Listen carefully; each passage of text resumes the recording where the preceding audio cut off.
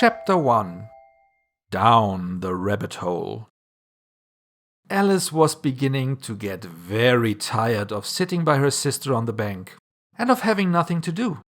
Once or twice she had peeped into the book her sister was reading, but it had no pictures or conversations in it. And what is the use of a book, thought Alice, without pictures or conversations?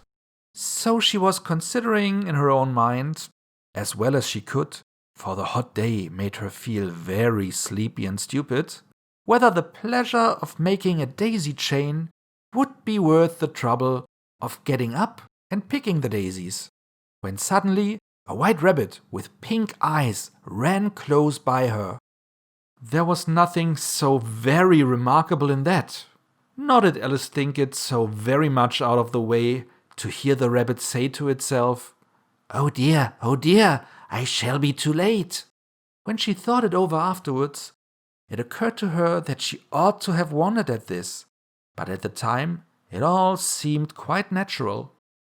But when the rabbit actually took a watch out of its waistcoat pocket and looked at it, and then hurried on, Alice started to her feet, for it flashed across her mind that she had never before seen a rabbit with either a waistcoat pocket or a watch to take out of it. And, burning with curiosity, she ran across the field after it, and was just in time to see it pop down a large rabbit hole under the hedge. In another moment, down went Alice after it, never once considering how in the world she was to get out again. The rabbit hole went straight on like a tunnel for some way, and then dipped suddenly down, so suddenly that Alice had not a moment to think about stopping herself, before she found herself falling down what seemed to be a very deep well. Either the well was very deep, or she fell very slowly, for she had plenty of time as she went down to look about her and to wonder what was going to happen next. First, she tried to look down and make out what she was coming to, but it was too dark to see anything. Then she looked at the sides of a well and noticed that they were filled with cupboards and bookshelves. Here and there she saw maps and pictures hung upon pegs. She took down a jar from one of the shelves as she passed. It was labeled orange marmalade. But to her great disappointment, it was empty.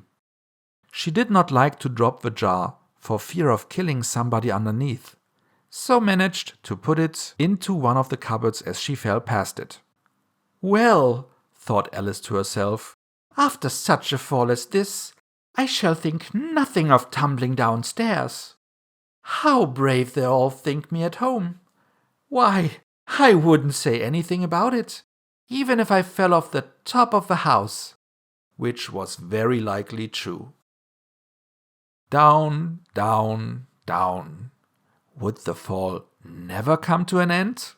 I wonder how many miles I've fallen by this time, she said aloud. I must be getting somewhere near the center of the earth. Let me see. That would be 4,000 miles down, I think. For, you see, Alice had learned several things of this sort in her lessons in the schoolroom, and though this was not a very good opportunity for showing off her knowledge, as there was no one to listen to her, still it was good practice to say it over. Yes, that's about the right distance. But then I wonder what latitude or longitude I've got to. Alice had not the slightest idea what latitude was, or longitude either, but she thought they were nice grand words to say. Presently she began again. I wonder if I shall fall right through the earth. How funny it'll seem to come out among the people that walk with their heads downwards. The antipathies, I think. She was rather glad there was no one listening this time, as it didn't sound at all the right word. But I shall have to ask them what the name of the country is, you know. Please, ma'am, is this New Zealand or Australia? And she tried to curtsy as she spoke. Fancy curtsying as you are falling through the air. Do you think you could manage it? And what an ignorant little girl she'll think me for asking. No, it'll never do to ask. Perhaps I shall see it written up somewhere. Down, down, down. There was nothing else to do, so Alice soon began talking again. Dinah'll miss me very much tonight, I should think. Dinah was the cat. I hope they'll remember her saucer of milk at tea time. Dinah, my dear, I wish you were down here with me. There are no mice in the air, I'm afraid, but you might catch a bat, and that's very like a mouse, you know. But do cats eat bats, I wonder? And here Alice began to get rather sleepy, and went on saying to herself, in a dreamy sort of way, do cats eat bats? Do cats eat bats? And sometimes, do bats eat cats? For, you see, as she couldn't answer either question, it didn't much matter which way she put it. She felt that she was dozing off, and had just begun to dream that she was walking hand in hand with Dinah, and was saying to her very earnestly, Now, Dinah, tell me the truth. Did you ever eat a bat? When suddenly, thump, thump, down she came upon a heap of sticks and dry leaves, and the fall was over. Alice was not a bit hurt, and she jumped up onto her feet in a moment. She looked up, but it was all dark overhead. Before her was another long passage, and the White Rabbit was still in sight, hurrying down it. There was not a moment to be lost. Away went Alice like the wind, and was just in time to hear it say, as it turned a corner, Oh, my ears and whiskers, how late it's getting. She was close behind it when she turned the corner, but the rabbit was no longer to be seen. She found herself in a long, low hall, which was lit up by a row of lamps hanging from the roof. There were doors all around the hall, but they were all locked, and when Alice had been all the way down one side and up the other, trying every door, she walked sadly down the middle, wondering how she was ever to get out again. Suddenly she came upon a little three-legged table, all made of solid glass. There was nothing on it but a tiny golden key. And Alice's first idea was that this might belong to one of the doors of a hall. But alas, either the locks were too large or the key was too small. But at any rate, it would not open any of them. However, on the second time round, she came upon a low curtain she had not noticed before, and behind it was a little door about 15 inches high. She tried the little golden key in the lock, and to her great delight, it fitted. Alice opened the door and found that it led into a small passage, not much larger than a rat hole. She knelt down and looked along the passage, into the loveliest garden you ever saw. How she longed to get out of that dark hall and wander about among those beds of bright flowers and those cool fountains. But she could not even get her head through the doorway. And even if my head would go through, thought poor Alice, it would be of very little use without my shoulders.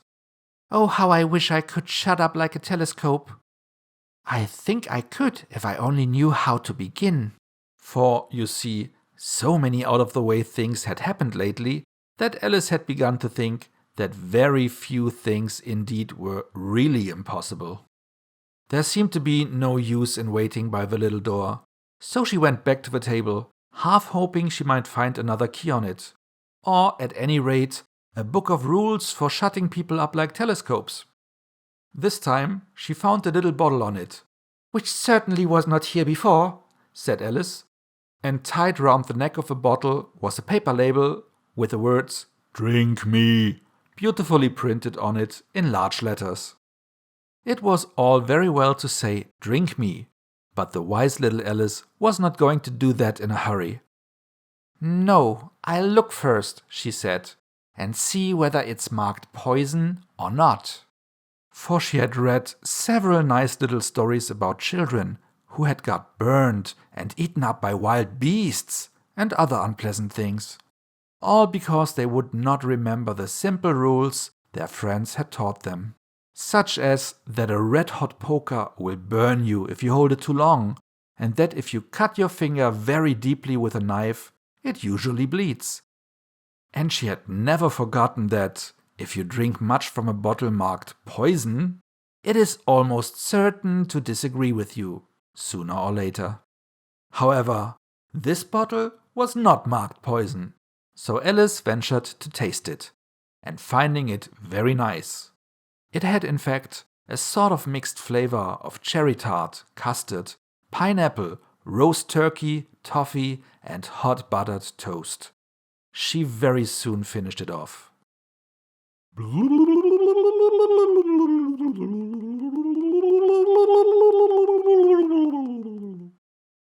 "What a curious feeling," said Alice.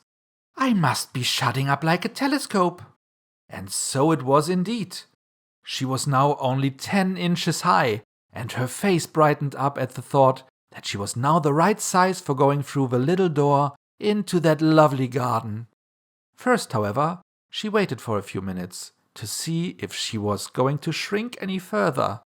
She felt a little nervous about this, for it might end, said Alice to herself, in my going out altogether, like a candle. I wonder what I should be like then. And she tried to fancy what the flame of a candle looks like after the candle is blown out, for she could not remember ever having seen such a thing. After a while, finding that nothing more happened, she decided on going into the garden at once.